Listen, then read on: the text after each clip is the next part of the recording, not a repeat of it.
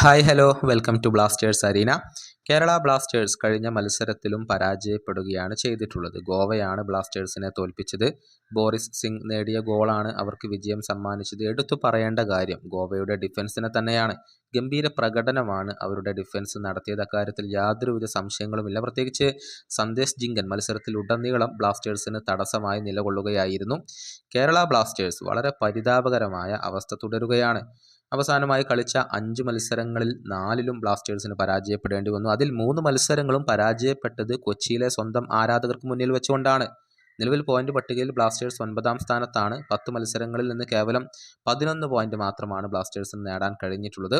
എന്നാൽ കേരള ബ്ലാസ്റ്റേഴ്സിനെ പ്രശംസിച്ചുകൊണ്ട് ഗോവൻ താരമായ സന്ദേശ് ജിങ്കൻ രംഗത്ത് വന്നിട്ടുണ്ട്. കേരള ബ്ലാസ്റ്റേഴ്സിന് ഒരു മികച്ച ടീമും പരിശീലകനുമുണ്ട് എന്നാണ് അദ്ദേഹം പറഞ്ഞിട്ടുള്ളത്. കൊച്ചിയിലെ ആരാധകർക്ക് മുന്നിൽ വെച്ചുകൊണ്ട് കളിക്കുന്നതിൻ്റെ ബുദ്ധിമുട്ടും അദ്ദേഹം വിവരിച്ചിട്ടുണ്ട്. ജിങ്കൻ ബ്ലാസ്റ്റേഴ്സിനെ പുകഴ്ത്തിക്കൊണ്ട് പറഞ്ഞത് ഇങ്ങനെയാണ്: ഞാൻ കേരള ബ്ലാസ്റ്റേഴ്സിന് എല്ലാവിധ ആശംസകളും നേരുന്നു. അവർ ഒരു മികച്ച ടീമാണ്. ഒരു മികച്ച പരിശീലകനും അവർക്കുണ്ട്. കൊച്ചി ഒരിക്കലും എളുപ്പമുള്ള സ്റ്റേഡിയമല്ല. അത് എനിക്ക് നന്നായി അറിയാം. അവർ മികച്ച എതിരാളികളായിരുന്നു. ഒരുപാട് സൂപ്പർ താരങ്ങൾ അവർക്കുണ്ട്.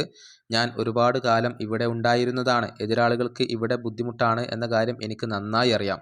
ഇതാണ് മുൻ കേരള ബ്ലാസ്റ്റേഴ്സ് താരം കൂടിയായ ജിങ്കൻ പറഞ്ഞിട്ടുള്ളത്. പലപ്പോഴും മത്സരങ്ങളിൽ ആധിപത്യം പുലർത്തുന്നുണ്ടെങ്കിലും ഗോളുകൾ നേടാൻ ബ്ലാസ്റ്റേഴ്സിന് സാധിക്കാതെ പോവുകയാണ്. കൂടാതെ കൗണ്ടർ അറ്റാക്കുകൾ വരുമ്പോൾ കേരള ബ്ലാസ്റ്റേഴ്സിൻ്റെ ആ ഒരു പ്രതിരോധം ദുർബലമാകുന്നത് നമുക്ക് വ്യക്തമായി കാണാൻ കഴിയുന്നുണ്ട്. അതുപോലെ തന്നെ ഗോൾ കീപ്പിംഗ് ഡിപ്പാർട്ട്മെൻറ്റും വളരെ മോശമാണ്. ഇതുകൊണ്ടൊക്കെയാണ് ബ്ലാസ്റ്റേഴ്സിന് ഈ ഒരു തോൽവികൾ ഏറ്റുവാങ്ങേണ്ടി വരുന്നത്.